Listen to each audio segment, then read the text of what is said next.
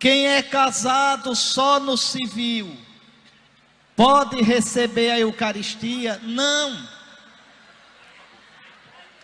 Por quê? Porque o casamento para Deus é o casamento no Senhor. O casamento no Senhor é o casamento no Senhor, é o sacramento do matrimônio. Casamento civil não é casamento religioso, tá certo? Então, o que fazer? O que é que eu aconselho? Converse com seu marido, converse com sua esposa. Em geral, quem é brabo é o marido nisso. Converse com o marido. Aí conversa com o padre. Não precisa fazer festa. Não precisa você entrar de véu e grinaldo depois de 40 anos estar vivendo com o marido. Não precisa nada disso. Acerta com o padre, quietinho lá, só com 2 testemunhas, e faz o casamento. Sem festa, sem nada. Mas é preciso casar no Senhor. Agora se o caba for bruto que dói, e ele já seja casado no civil, o que pode fazer é uma coisa que eu não vou explicar a vocês o que é, mas o Dom sabe, o Dom Magno, é uma sanácio. Aí tem um jeitinho aí que eu não vou dizer agora o que é, mas com um jeitinho pode transformar aquele casamento civil, dar o valor de sacramento, se os dois concordarem, entende? Aí o bispo pode, eles não vão nem lá para receber uma bênção, nada, mas o bispo pode, se os dois concordarem. Agora, se não concordar, larga esse homem que ele não ama você. Que diacho, não quer ir para a igreja para casar, não quer nem em casa, não quer nada, então pronto, não ama você. Que amor é esse? Que amor é esse? Que impede você de receber o corpo e o sangue de Cristo? Não, também tenha santa paciência, não é? Vamos ver mais. Qual a diferença de Jesus no sacrário e Jesus exposto? Nenhuma, é o mesmo Jesus. É só que quando expõe, tá certo? A gente, vendo o corpo do Senhor, dá mais solenidade à adoração. Mas não tem diferença nenhuma, né? E eu peço muito a vocês têm a graça de ter o Santíssimo perto de vocês, na sua capela, na sua paróquia, vá adorar nosso Senhor. Vá adorar. A Eucaristia é primeiro para ser comida, mas também adorada. Vão adorar.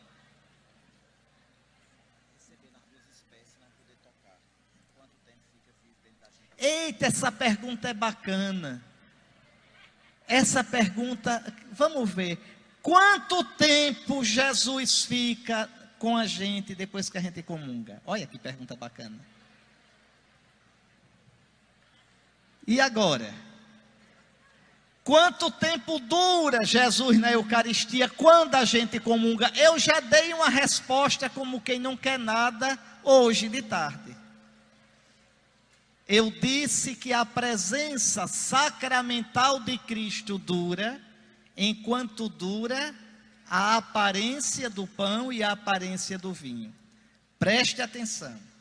Você comungou, mastigou e mastiga. Nosso Senhor disse tomar aí, não disse tomar e chupar aí. Tomar e... Ou você acha que o padre não mastiga aquela hóstia grande que ele comunga? Engole inteira.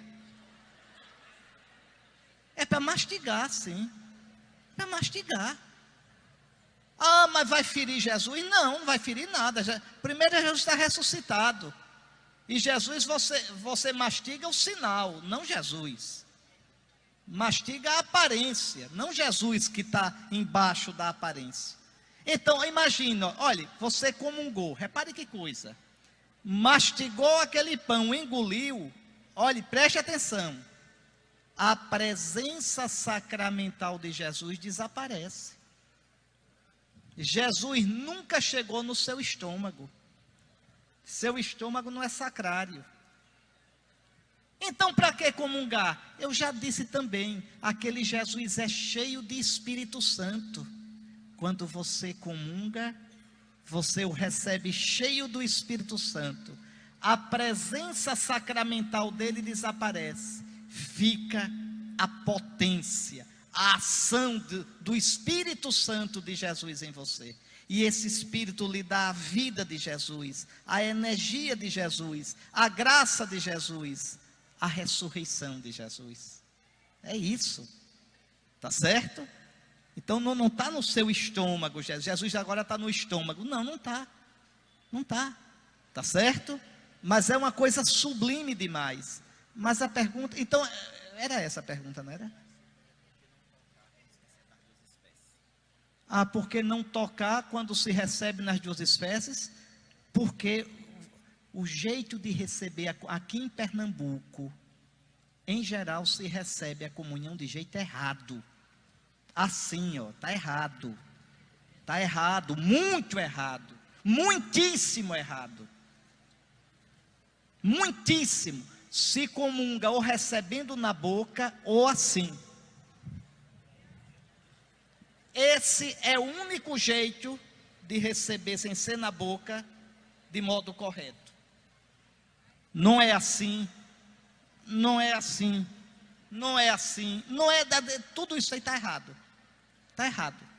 Então, quando você vai receber o corpo e o sangue, o único jeito é na boca. Vai botar na palma da mão a hóstia molhada? Não. Aí vem com a mão suja, com o telefone do namorado escrito na mão, aí vem comungar, entende? Com a mão toda suada. Veja.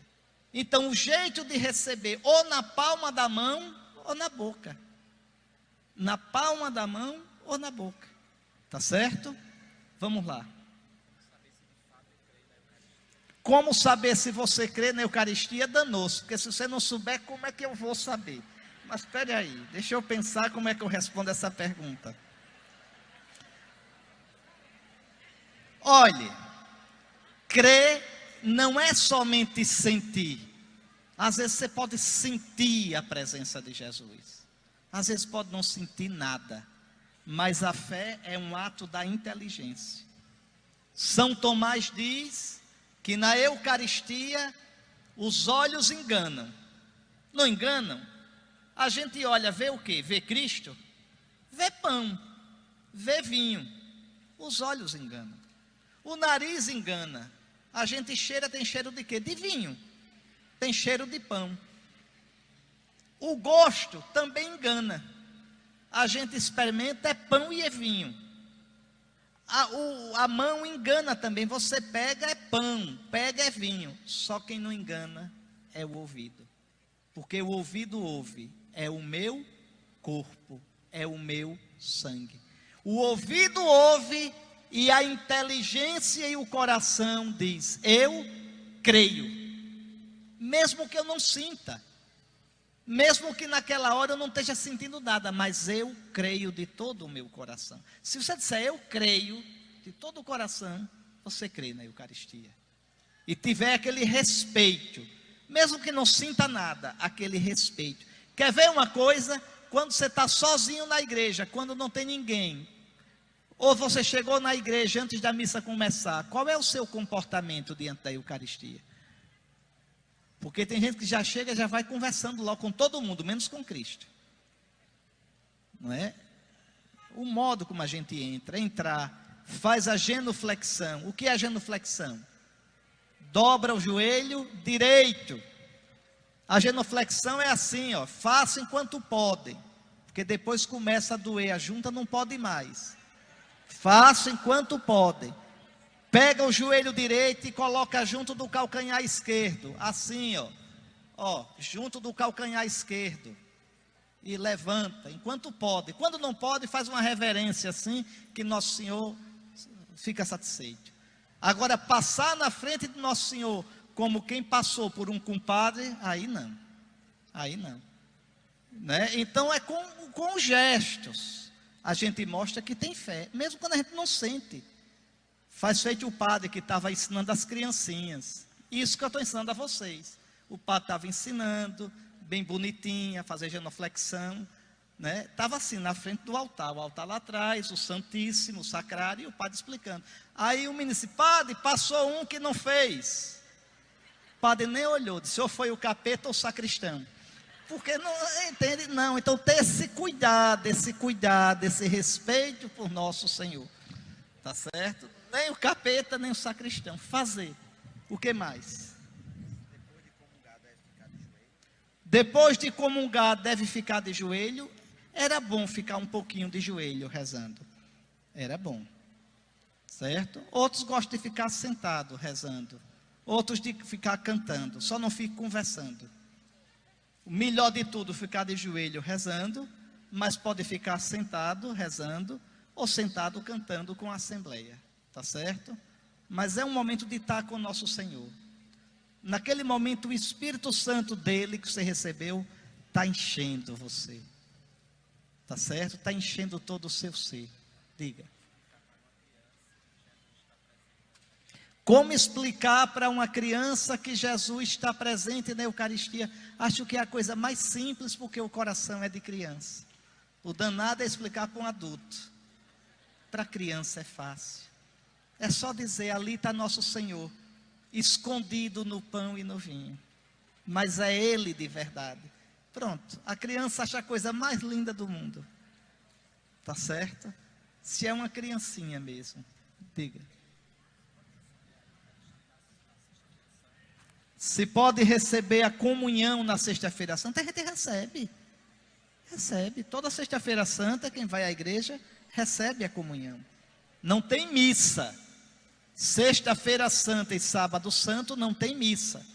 Tem missa na quinta-feira santa e a missa da vigília pascal na noite do sábado para o domingo. Mas já vale para o domingo essa missa. O que mais? Receber Jesus na Eucaristia tem algo a ver com os corpos dos santos incorruptíveis? Receber Jesus na Eucaristia tem algo a ver com os corpos dos santos que ficarem incorruptíveis? Um pouquinho. Um pouquinho, porque mostra aqueles santos que o corpo não se corrompeu. Parece que irmã Dulce está assim também, não é? Abriram e tá incorrupto o corpo. Fica enegrecido, mas o corpo inteiro. Mostra o poder de Cristo sobre a morte. Mostra que um dia nosso corpo vai ressuscitar. E essa ressurreição a gente alimenta pela Eucaristia. Nesse sentido, sim. Né? Nesse sentido, lembra a Eucaristia, a força da Eucaristia. Você acredita em experiência, Lázaro? O que é isso? Não, isso aqui não sei o que é. Você acredita, não é? Lázaro, o que é Lázaro? Eu não sei o que significa isso aqui. Não sei o que é isso. Se o ministro ou o sacerdote não fala ao entregar a comunhão, o corpo de Cristo? O ministro, o padre ou o ministro da comunhão, quando entrega a comunhão, deve dizer o corpo de Cristo. Está dizendo o que é. E você diz, amém. Amém. Eu creio. Tá certo? Mas não é para dizer eu creio, não é para dizer amém. Aqui tem uma pergunta, aquele pedacinho, o padre parte o pão, o corpo de Cristo, e tira um pedacinho e coloca no cálice. Não coloca? Enquanto vocês rezam o quê? Cordeiro de Deus. Aquilo é para lembrar que Cristo está todo no pão e que Cristo está todo no vinho. Que o pão e o vinho são o mesmo corpo do Senhor. E para lembrar que assim como ele se quebrou todinho na cruz, ele também ressuscitou. Veja, pão e vinho, corpo e sangue juntos, vida, ressurreição. Tá certo? Lembra isso. Antigamente, esse gesto começou de uma coisa interessante. Antigamente, no começo da igreja, só quem celebrava a missa era o bispo. Os padres concelebravam. Porque quando diz assim, cada cidade era uma diocese. Cada cidade tinha um bispo com seus padres. Porque eram pouquinhos os cristãos. Aí quando começou a aumentar o número de cristãos, não cabia todo mundo no mesmo canto. Aí o bispo começou a mandar os padres celebrarem também. Mas o que é que ele fazia? Ele pegava a hóstia dele, que ele consagrava, partia no número exato de paróquias e mandava para os padres o corpo de Cristo. Aí o padre colocava dentro do cálice, para dizer que a missa dele era a mesma missa do bispo. Daí vem esse gesto de colocar um pedaço do corpo do Cristo no sangue de Cristo. Aí ficou com esse significado que eu estou dizendo, que o corpo e o sangue de Cristo são uma só coisa, tanto comungar só do pão, como comungar só do cálice, é comungar do Cristo todo, e que Cristo está vivo. Tá certo?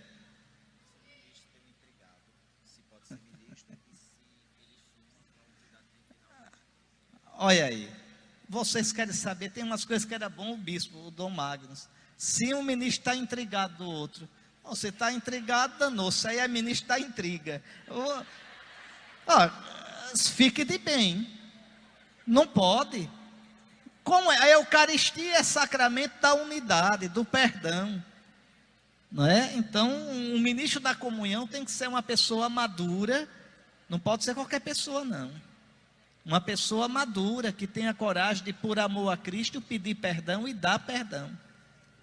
E aí tem outra pergunta: se fuma, o que é que deve fazer? Lavar a mão antes da comunhão, para não ficar com a mão fedorenta para dar comunhão. Com sabão de preferência. Vá. Tem que fazer o jejum 1 hora antes de comungar? Tem.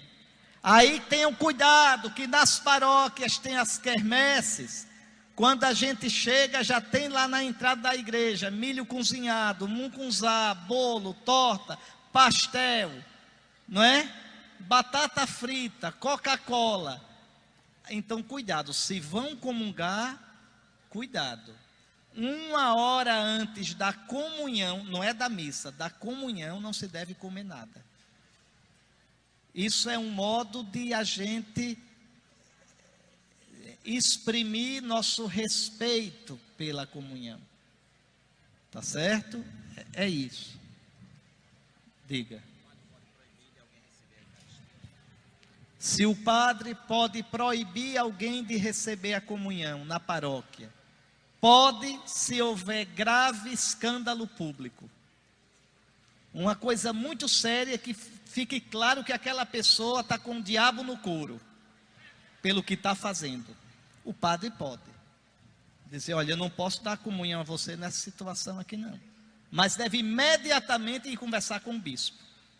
Porque tirar da comunhão realmente só o bispo, na sua diocese. E o Papa para a igreja toda. Tá certo? Mas aí, olha, tirar alguém da comunhão assim, só uma coisa muito séria. Se causar um escândalo muito grave. Diga. Vixe. Porque os ministros não lavam a mão antes da comunhão? Acho que lava na sacristia, não lava não? Lava. Não. O padre... Aquilo que o padre lava a mão na missa, não é porque vai dar a comunhão, não. Ali é pedindo o perdão dos pecados. Entende? O padre, quando lava as mãos, ele diz: lavai-me, Senhor, das minhas faltas e purificai-me dos meus pecados. Não é porque vai dar a comunhão, não. Tá certo? Agora, depois da comunhão, aqui vou dizer como é que eu faço na minha diocese. E vou lembrar os padres que estão aqui. Os padres se lembrem que quando vão purificar o cálice, devem também purificar os dedos com o qual deu a comunhão. Não é? Deve colocar os dedos assim em cima do cálice, e o coroinha joga água em cima dos dedos e purifica. Porque vocês deram a comunhão. Vocês podem ter fragmento do corpo do Senhor nos dedos. E os outros padres, se deram a comunhão, e os ministros, é bom que lavem as mãos, sim. O ministro ir lá na credência e lavar as mãos, e o coroinha vir e trazer até a água mesmo que já está lá na bacia, só para os padres molharem e tirarem o fragmento do corpo do Senhor. Agora lembre que o padre que celebra, que deu a comunhão e vai purificar, esse é o modo correto de purificar.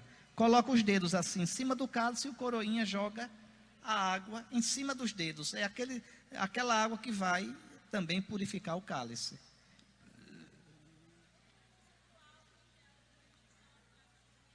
Não, Ave Maria, álcool e gel, que ministro chique. Não, na liturgia não tem álcool e gel não, só tem água mesmo. Mãe de misericórdia, como o Salgueiro está evoluído. Olha, não precisa não inventem moda, pelo amor de Deus. Na missa não cabe moda. Vá.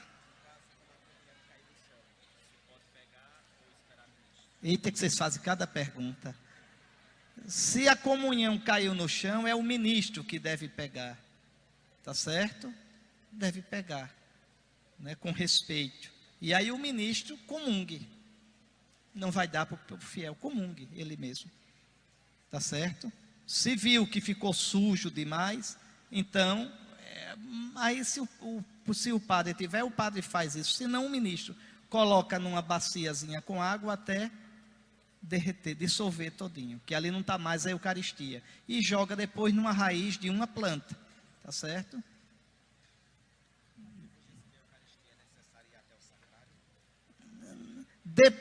Esse eu quero que vocês respondam. Depois de receber a Eucaristia, é necessário ir no sacrário? Não, fazer o que no sacrário? Me diga. Olha, quer ver uma coisa que às vezes se faz em algumas paróquias, que não tem pé nem cabeça? Vou dizer, fique com raiva de mim não. Repare, a gente tem às vezes uns cacuetes. Está lá na missa, Nosso Senhor está sobre o altar. Aí, veja, quando o ministro abre o sacrário, lá atrás, todo mundo se levanta. Mas não já está Nosso Senhor aqui, homem? Veja, o Nosso Senhor daqui é o mesmo que está no sacrário. É o mesmo que está no sacrário. Não é? Não precisa. Qual é o lugar mais importante da igreja? Vamos lá. Quem acha que é o sacrário, levante a mão. Quem acha que é o altar, levante a mão. Tá. E quem não acha nada, levante a mão. Aí todo mundo que... A maioria não acha nada. É o altar. O altar é o centro da igreja. O que se guarda no sacrário é o que foi celebrado no altar. Sem o altar, não tem sacrário. Agora, sem sacrário pode ter altar. Veja, no sacrário se guarda a reserva eucarística. Mas o lugar onde a Eucaristia é celebrada é o altar. O altar é a imagem de Cristo. Por isso o padre beija o altar. Faz reverência para o altar. A gente, quando passa diante do altar, deve fazer reverência. Não se coloca nada em cima do altar. Bolsa, sacola, nada. No altar, só as coisas mesmo sagradas.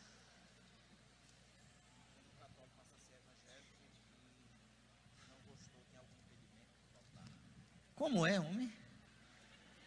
Um católico passou a ser protestante, experimentou e não gostou. Aí volta. Eita, quando volta. Quando volta, deve procurar o padre, se confessa, porque pecou, viu? Quem deixa a igreja de Cristo peca, e é pecado cabeludo, tem que se confessar. A igreja não é casa sem porta nem janela, não.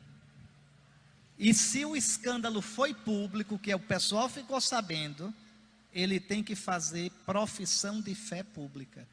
Tem lá no rito do Rica, tem lá a profissão de fé. Vai diante do padre com 2 testemunhas e professa a fé católica novamente. Tá certo? Esse é o modo correto. Não é assim não, viu? Não é assim. Deixar a igreja é coisa muito séria, muito séria. Ave Maria, não. Se alguém da comunidade pode tirar alguém da fila da comunhão, de jeito nenhum. Nem o padre deve fazer isso, nem o bispo. Diga.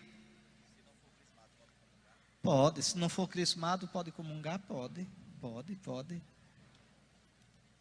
Me diga uma coisa, se um menino de 6 anos chegar para mim, um pirralhinho, não, maiorzinho, assim não sabe. Um menino de 6 anos chegar para mim e disser assim: Dom Henrique, eu quero me confessar. Eu confesso? Confesso ou não confesso? Ele ainda não fez a primeira comunhão. Ainda não está nem na preparação, mas quer se confessar. Confesso ou não confesso? Muito bem, confesso. Porque a confissão é porque ele está sentindo que pecou. E quer o perdão de Deus. Entende? Confesso. Tem como uma criança participar da missa dormindo e na hora comungar? Não, comungar dormindo não. Como é que o menino não acorde para ele comungar? Não pode. Se comungar dormindo, como é que vai engolir a hóstia consagrada?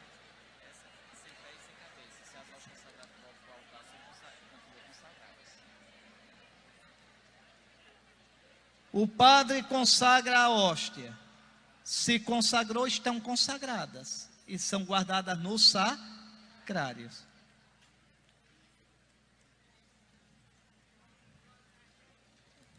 Vai. Qual o versículo em Macabeus que fala? Qual é o capítulo, qual é a citação bíblica de Macabeus que fala em rezar pelos mortos? Espera aí que eu já vou dizer. Vá dando mais perguntas que eu vou olhando. As toalhas do altar. Toalha do altar, o que tem? Branca. O que dizer das cores da liturgia? O que eu dizer das cores da liturgia? Que são lindas. Veja, a cor da liturgia é para ser usada pelos ministros sagrados. Padre, bispo, padre, diácono. Os outros ministros não usam nada colorido, usam branco. É o correto. Tá certo? Não é bom coroinha usar a cor da liturgia. Não, se pode ter a batininha vermelha, tudo bom, mas os daqui tem batininha, faixa, parece os cardeaizinhos da Santa Igreja Romana. Tudo bonitinho. Não, mas está bonitinho, pode deixar. Agora veja, pode usar. O que não pode, o que não deve são os ministros. Eu sei que em várias paróquias tem. E eu repito, eu não gosto de falar sobre isso, porque isso depende de cada bispo. Entende? Mas o ideal seria que os ministros que não são ordenados não usassem cor litúrgica. Hoje é vermelho, usa vermelho. Hoje é verde, usa verde. Não, isto é para os ministros ordenados. Os outros ministros, as vestes têm a cor fixa. Tá certo? É isso que eu quero dizer. O altar não tem negócio de cor litúrgica. Agora, o que alguns gostam de fazer e pode fazer é aqui na frente colocar a cor litúrgica. Aí é outra coisa. Você bota, hoje é verde, bota uma toalha verde e por cima essa toalha branca. Aí tá certo. Em cima a toalha que celebra a missa é branca e embaixo fica um frontal verde ou um frontal vermelho. Agora em cima a cor sempre é branca.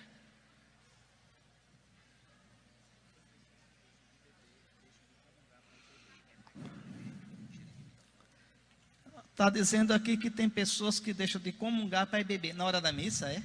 Como é? Chega a hora da comunhão e diz, não vou não, vou beber. Danou-se. É isso?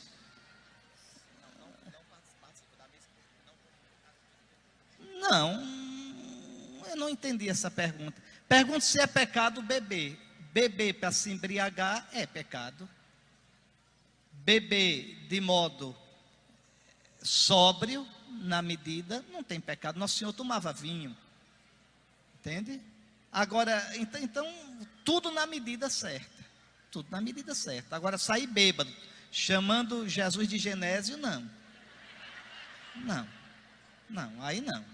E quem vi que é fraco, que bebendo passa da conta, que bebendo faz besteira, não beba de jeito nenhum. De jeito nenhum. Como entender a questão tempo na aplicação das indulgências das almas do Aqui é interessante essa pergunta. A gente rezar pelas almas. Aí, como eu vou rezar pelo meu pai, se ele morreu há 30 anos, reze. Reze, porque para Deus não tem tempo. A oração que você fizer agora serve para ele na hora do que ele encontrou Nosso Senhor. Aqui dá um nó na cabeça da gente, porque a gente só vive no tempo, mas para Deus tudo é eterno, não tem tempo. Então reze, tá certo?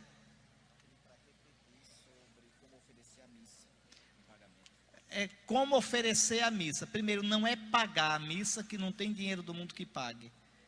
É aquilo que os nossos pais sempre fizeram. Vinha da roça com o dinheirinho enrolado assim, no lenço. Aí pegava e disse: moço, eu queria que o senhor celebrasse, bote aí a intenção pela minha mãe. E aí dá a espórtula, R$2, não sei quanto é a espórtula, pronto. Então você sabe que aquela missa, além de ser oferecida por todos, você está dando uma esmola, porque você quer que Nosso Senhor junte essa esmolinha que você deu ao sacrifício de Cristo. Essa esmolinha que não é nada, unida ao sacrifício de Cristo, tem um valor tão grande. É isso. Por quê? A igreja estipula, você pode dar mais se quiser. Ela estipula o mínimo. Por quê? Para que todos possam dar sem preconceito. Para que um não chegue dizendo: eu dei 1 milhão. Entende? Então é para garantir que os pobres possam dar. Tá certo? Por isso ela estipula. E por isso o valor é sempre baixo. Não é nada que um pobre não possa dar. No entanto, é claro, se o pobre quiser dar de todo o coração, mas não tiver, a igreja deixa claro: ninguém seja privado dos sacramentos por questão econômica. É bem claro. Mas Nosso Senhor vê a intenção. Se é por malandragem, aí não. Diga. É pecado ir à igreja evangélica. Se você, por que você vai? Se for para ir num casamento de alguém seu que é protestante, não é pecado não. Mas se é para ir para escutar culto, é pecado sim. Porque você está se expondo à heresia. A heresia. Você vai terminar ficando lá, cego guiando cego. É pecado. Veja, você imagine todo mundo numa casa, todo mundo com conjuntivite. Está todo mundo com conjuntivite. Aí você está com a vista boinha, boinha, boinha. E vai lá passar uma semana. Você vai pegar conjuntivite também. Então, como é que você vai para... eu quero escutar a palavra de Deus. Escuta do modo certo. Escuta de um padre. Escuta de um católico. Claro que é pecado. Está colocando em risco a sua fé.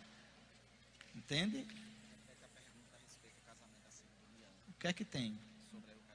Não, isso aí a gente já respondeu.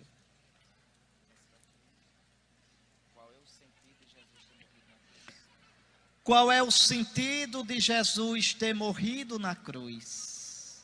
Né? Onde o homem, pela desobediência dele, trouxe o pecado. Na árvore do paraíso, Jesus se fez homem e pela obediência dele consertou a desobediência de Adão. Ele na cruz mostra o amor dele ao Pai, mostra o amor dele por nós e transforma o nosso pecado em graça, em perdão. Então esse é o sentido. Como Deus nos amou. Olhar Jesus crucificado, a gente vê o quanto o pecado é grave. O quanto o pecado é grave. Entende? O que mais? Sem igreja há salvação? Não. Deus, Jesus, para salvar o mundo, fundou a igreja. A salvação entra no mundo pelos sacramentos, pelas missas que a igreja celebra, pela oração dos cristãos. A igreja é ministra da salvação. Você não pode separar. Cristo é cabeça da igreja. Você não pode separar a cabeça do corpo, nem o corpo da cabeça. Se não há me diga, existe salvação sem Jesus? Não. E como é que Jesus opera a salvação no mundo? Pela igreja. Por isso ele fundou a igreja. A igreja é a boca de Cristo. Veja, a igreja são os pés de Cristo. A igreja são as mãos de Cristo. Pela igreja, Cristo continua dando a Eucaristia, batizando, dando o perdão dos pecados. Sem isso não há salvação. O purgatório existe e o que coincide? Eita, estamos longe da Eucaristia agora. Se o purgatório existe, isso não foi de escatologia um curso que eu dei aqui, não foi? Purgatório existe sim. O purgatório se dá no momento da morte. É a hora em que a gente recebe o abraço de Jesus.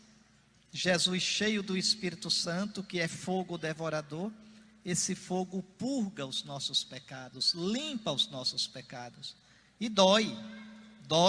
Quanto mais a gente estava agarrado nessa poeira de pecado, mais dói. Por isso a missa pelos irmãos que morreram, para que eles se deixem purificar por Cristo, para que eles suportem essa purificação. E aquilo que eu expliquei, mesmo que o irmão tenha morrido há 30, 40 anos, a missa celebrada agora serve para ele. São dois mudados de assunto. Um é perguntando se Maria é Santa intercede, e o outro é sobre o que você acha de oração. Vejam, agora já estão perguntando sobre Nossa Senhora. Claro que Maria intercede. Nós intercedemos. Se nós intercedemos, por que ela não intercede? A gente não intercede uns pelos outros? Me diga, eu acho tão interessante esse povo que diz que só Jesus é que é o intercessor. Só Jesus é o intercessor. Aí depois pede para os outros rezar por ele. Então devia dizer, não rezo não, que só Jesus é seu intercessor, não rezo não. Para pedir a Jesus só. Ora, mas a Escritura diz, o que é que a Bíblia diz o tempo todinho? Rezai uns pelos, o que é rezar uns pelos outros? Não é interceder. Eu posso interceder que sou pecador, Nossa Senhora não pode. Ah, mas Nossa Senhora está dormindo. Onde é que está na Bíblia que Nossa Senhora está dormindo? Onde é que está na Bíblia que os santos estão dormindo? Me digam. Na Bíblia diz que eles estão acordados. Na Bíblia diz sim. Primeiro, na parábola do rico Epulão e do pobre Lázaro, os dois morreram. Morreu o pobre, Lázaro, e morreu o rico. Aí Jesus diz, os dois ficaram dormindo. Diz isso? O que é que diz? Os dois foram para o seio de Abraão, todos os dois acordadinhos. Lázaro no bem bom e o rico no bem quente. E dizendo, Senhor, manda Lázaro molhar a ponta da minha língua. Estava bem acordado. Não dorme, o que dorme é o corpo. O corpo dorme. Dorme o sono da morte. A alma não dorme. Está lá na carta aos Hebreus, capítulo 12. Vós vos aproximastes da Jerusalém celeste, dos espíritos dos justos que chegaram à perfeição. Quem são esses espíritos dos justos? As almas dos santos, que estão lá. São Paulo diz, no capítulo 1 da carta aos Filipenses, ele diz, para mim é melhor partir para estar com Cristo. Se fosse para ficar dormindo, era melhor ficar aqui. Olha, é melhor partir para estar com Cristo. Eu não sei quem não é católico, mas quem é católico, assim que morre, vai estar com Cristo. Esses outros não querem ir, então não vão, mas a gente vai. Como a Escritura diz. A Escritura diz. Tá certo? Então eles estão lá e intercedem por nós. No capítulo 5 do Apocalipse diz, João diz, eu vi as almas dos justos debaixo do altar, do céu, da liturgia do céu, do santuário do céu, que diz, rezando, até quando, Deus onipotente e eterno, tardarás a fazer justiça sobre a terra? Estão rezando por nós. Que história é essa? Então, se os santos, se a gente pode rezar uns pelos outros, por que os do céu não podem? Veja, não tem pé nem cabeça isso. Isso tudinho é para dizer que só Jesus salva. Sim, só Jesus salva. Ninguém nega isso não.